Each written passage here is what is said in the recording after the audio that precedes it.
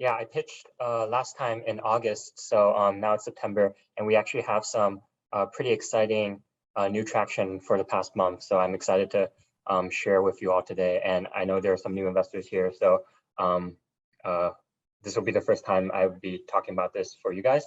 So yeah, I'm really excited to talk more about AeonCharge by Legacy. My name is Chris, and I'm the co-founder and COO.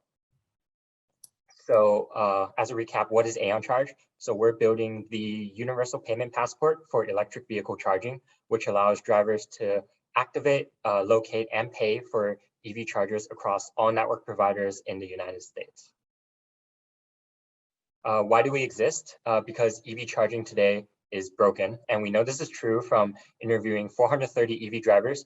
We found that all of their pain points stem from a single issue, and that is chargers in the US are segregated between more than 50 different network providers.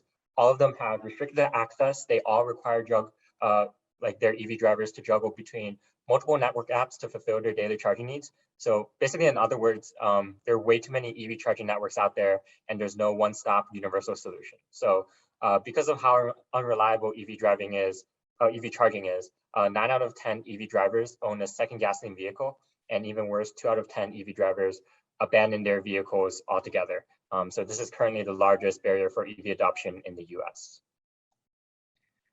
So our solution to these problems is our universal EV charging payment passport, which provides a convenient and streamlined charging experience for EV drivers. So we have our proprietary data flow, which enables access to various providers, and also our cutting edge user experience allows navigation, activation, and payment through 3 simple taps on our app. And our app also allows advertisements for businesses around the chargers to promote their brands and drive more revenue. And so why now? As you probably know, this is a super exciting time for the EV charging industry. Not only is this market expected to grow at 46% CAGR for the next 7 years, the market is actually also fragmented and primed for aggregation. Policymakers have begun prioritizing EVs in recent years, and almost all traditional automakers have announced plans to electrify their fleets in the next 10 years.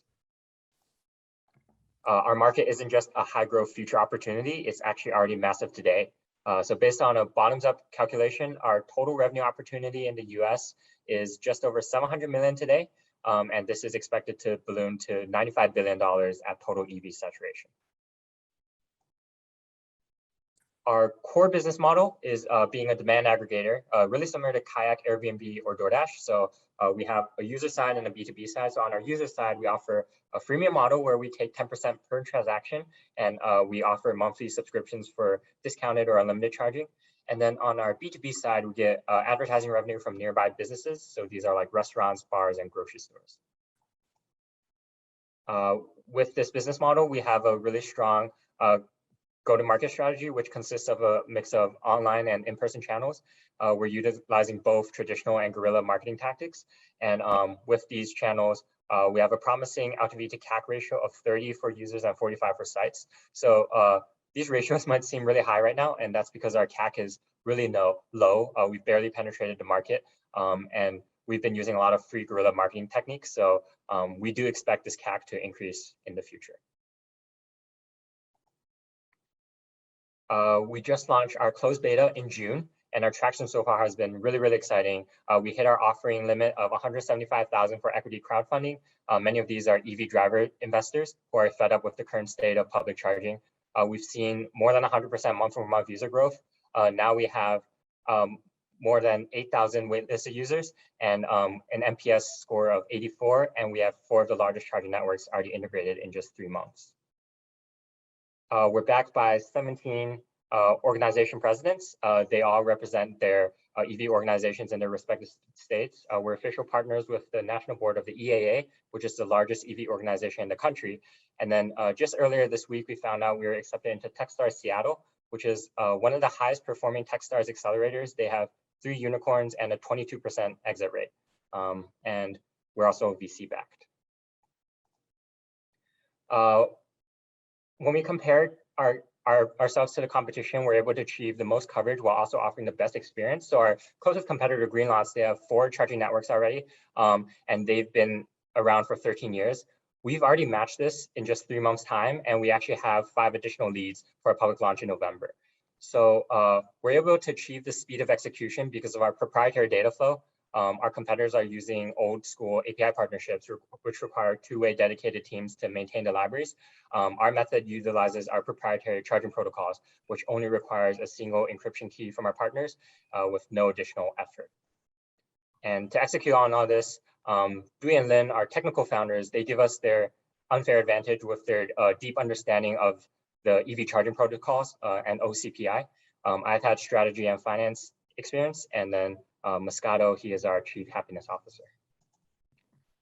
And we're currently raising a pre-seed funding round of 1.7 million.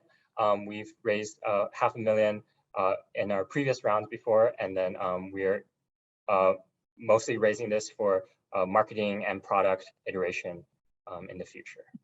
So this is our final slide. So our big picture vision, we want to be the only platform needed for EV drivers to navigate, book, and pay for their charging sessions. We plan to have our platform available in both our mobile app as well as built-in software on all electric vehicles. And eventually, we want every single charging transaction to go through us. We want to create like a big data play for EV charging, so which includes all sorts of driving patterns, demand peak data, and then eventually we can monetize this data to governments, automakers, utilities, and other entities as well.